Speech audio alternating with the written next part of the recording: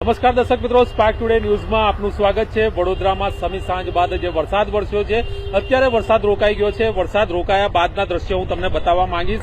વડોદરા શહેરના લહેરીપુરા ગેટથી માંડવી તરફનો જે વિસ્તાર છે, આ તે રોડ છે જેમાં દર વર્ષે આ પ્રકારના દ્રશ્યો જોવા મળતા હોય છે।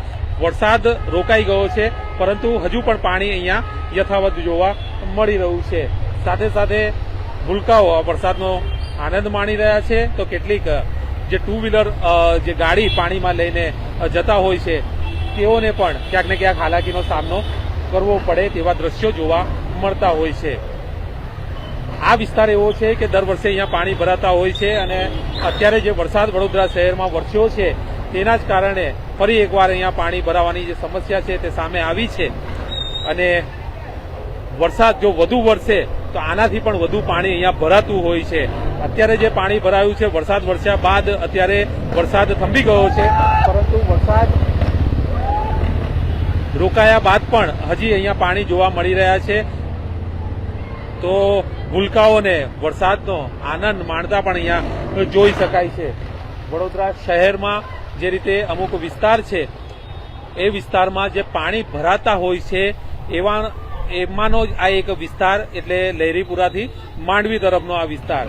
જ્યારે પણ વરસાદ વરસે ત્યારે આ વિસ્તારમાં આ રોડ પર પાણી ભરાઈ જતા હોય છે અને આ મુખ્ય માર્ગ છે, જૂનું સિટી કહેવાતું હોય છે, 4 દરવાજા વિસ્તાર કહેવાતો હોય છે અને નાગરિકોને દર વખતે હાલાકીનો સામનો આ રોડ પર કરવો પડતો હોય છે।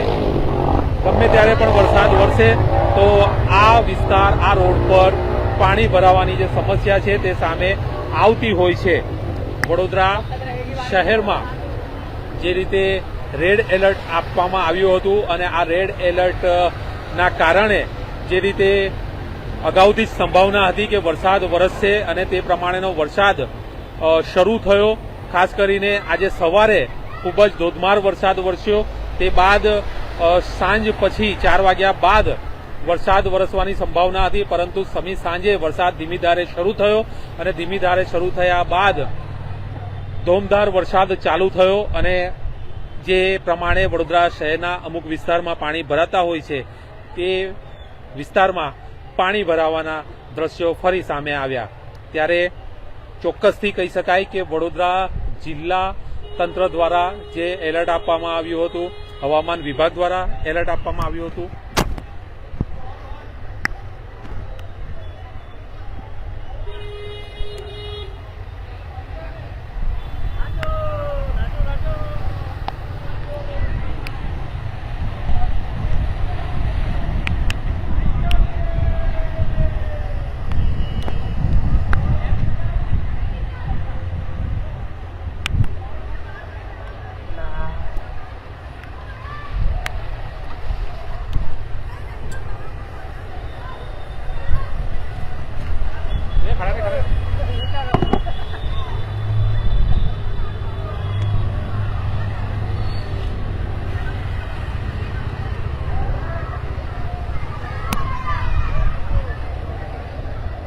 જિલ્લા કલેક્ટર દ્વારા જે રીતે શાળા કોલેજોને રજા આપી દેવામાં આવી છે, 2 દિવસનું જે એલર્ટ છે, આ 2 દિવસના એલર્ટમાં આજે જે રીતે વરસાદ વરસ્યો છે, સવારે વરસાદ વરસ્યો અને આજે હમણાં સાંજે જે વરસાદ વરસ્યો, વરસાદ અત્યારે બંધ થયો છે, પરંતુ 5 મિનિટના વિરામ બાદ ફરી એકવાર વરસાદ અહીંયા શરૂ થઈ ગયેલો જોવા મળી રહ્યો છે। સમગ્ર 2 દિવસ વરસાદનું એલર્ટ છે અને તેના જ કારણે નાગરિકોને બિનજરૂરી બહાર ન નીકળવા માટે જિલ્લાનું તંત્ર હોય કે પછી વડોદરા મહાનગરપાલિકાનું તંત્ર હોય, તમામ દ્વારા અપીલ કરવામાં આવી છે કે આ પ્રકારના વરસાદમાં, આ પ્રકારના એલર્ટમાં ખાસ કરીને બહાર નીકળવાનું નાગરિકો ટાળે તે પ્રકારની અપીલ કરવામાં આવી છે। પરંતુ અત્યારે જે રીતે વરસાદ શરૂ થયો, ધોધમાર વરસાદ વરસ્યો છે અને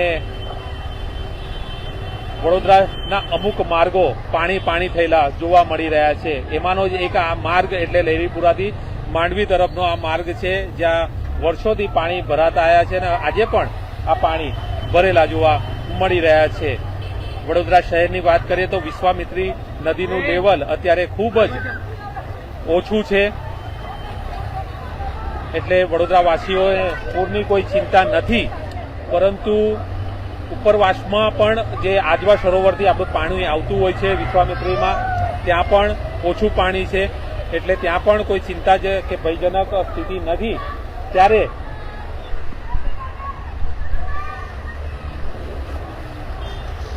અત્યારે વડોદરાના નાગરિકોને કોઈ ચિંતાની પરિસ્થિતિ નથી, પરંતુ જો વરસાદ વધુ વરસે તો વિશ્વામિત્રીનું લેવલ પણ વધે અને વડોદરા શહેરમાં પણ પાણી ભરાય. આ એક સમસ્યા જે રહેલી છે. તે પ્રમાણેની વાત કરવામાં આવે તો વધુ વરસાદ વરસે તો વડોદરા શહેરની જે ડ્રેનેજ સિસ્ટમ છે તેમાં પાણીનો નિકાલ થતા માટે વાર લાગતી હોય છે અને તેના જ કારણે વડોદરાના રાજમાર્ગો પર પાણી જોવા મળતા હોય છે.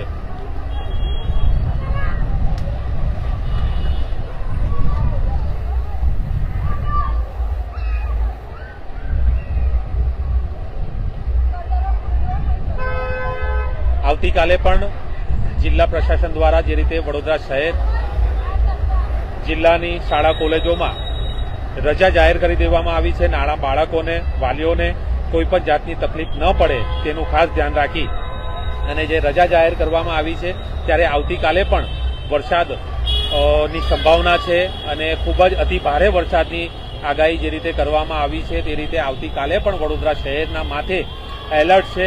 ત્યારે વરસેલા વરસાદ બાદ કેટલાક લોકો છે તે વરસાદનો આનંદ માણવા માટે, પાણી ભરાયું છે તેમાં આનંદ માણવા માટે નીકળતા હોય છે.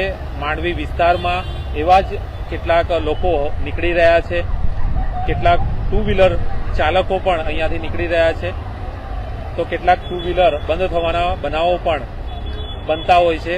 તો નાના ભૂલકાઓ હોય તેને આ વરસાદમાં મજા પણ આવતી હોય છે. અત્યારે જે વરસાદ એકદમ ધોધમાર પડ્યો હતો અને તે બાદ વરસાદ રોકાઈ ગયો અને ત્યારબાદ હવે ફરી પાછા છાંટા શરૂ થયા છે. ત્યારે વડોદરા શહેર સહિત સમગ્ર જિલ્લામાં વરસાદ વરસ્યો છે અને આવતીકાલે પણ આ જ રીતની પરિસ્થિતિ રહેવાની છે. ત્યારે જે રીતે તમામ તંત્ર દ્વારા જે અપીલ કરવામાં આવી છે કે નાગરિકોએ બિનજરૂરી બહાર ન નીકળવું જોઈએ, તે જ રીતે વડોદરા મહાનગરપાલિકા દ્વારા પણ અપીલ કરવામાં આવી છે કે બિનજરૂરી બહાર નીકળવાનું નાગરિકોએ ટાળવું જોઈએ, જેથી કરીને કોઈ પણ અનિચ્છનીય બનાવ ન બને. સાથે સાથે જે લાઇટના થાંભલા હોય છે, જે ડ્રેનેજ હોય, હોલ હોય, આ પ્રકારના જે સ્થળો હોય છે તેનાથી દૂર રહેવું જોઈએ નાગરિકોએ. તે બાબતે પણ ખાસ અપીલ કરવામાં આવી છે. અને વડોદરા મહાનગરપાલિકાની વાત કરવામાં આવે તો વડોદરા મહાનગરપાલિકાના મ્યુનિસિપલ કમિશનર અરુણ મહેશ બાબુ દ્વારા સખત જે કામગીરી અને વરસાદ થઈ રહ્યો છે તેની પર નજર રાખવામાં આવી રહી છે. જે ટીમો વડોદરા મહાનગરપાલિકાએ બનાવવામાં આવી છે તે ટીમો રણનીતિ પ્રમાણે કામ કરી રહી છે અને વડોદરાનું ફાયર વિભાગ છે તે જે સીસીસી કમાન્ડ સેન્ટર આવેલું છે બદામણી બાગ ખાતેનું, ત્યાં સમગ્ર જે વડોદરા શહેરમાં કેમેરા લાગેલા છે ત્યાંથી પરિસ્થિતિનો ચિતાર મેળવી અને આગળ કઈ રીતે કામગીરી કરવી તે પ્રમાણેની સૂચનાઓ આપી રહ્યું છે. ત્યારે વડોદરા શહેરના તમામ તંત્ર અત્યારે કામે લાગેલું છે અને નાગરિકોને વધુ વરસાદ જો વરસે તો નીચાણવાળા વિસ્તારો છે, આ નીચાણવાળા વિસ્તારોમાંથી તેમને સલામત સ્થળે કઈ રીતે ખસેડી શકાય તેનું પણ આગોતરું આયોજન કરી દેવામાં આવ્યું છે. વડોદરા શહેરની જે શાળાઓ છે તે શાળાઓમાં નીચાણવાળા વિસ્તારોમાં જે પાણી ભરાય તો તેઓને નાગરિકોને કઈ રીતે સલામત સ્થળે ખસેડવા તેનું સંપૂર્ણ આયોજન વડોદરા મહાનગરપાલિકા દ્વારા કરવામાં આવ્યું છે. સાથે સાથે નંબર જે જાહેર કરવામાં આવ્યા છે ફાયર વિભાગનો હોય કે વડોદરા મહાનગરપાલિકાનો હોય, આ તમામ નંબર પર નાગરિકોને સુવિધા મળી રહે તે માટેના નંબર પણ તેમના દ્વારા જાહેર કરવામાં આવ્યા છે. કેમેરામેન રાહુલ કપ્તાન સાથે Paresh Makwana, spark today news, Vadodara.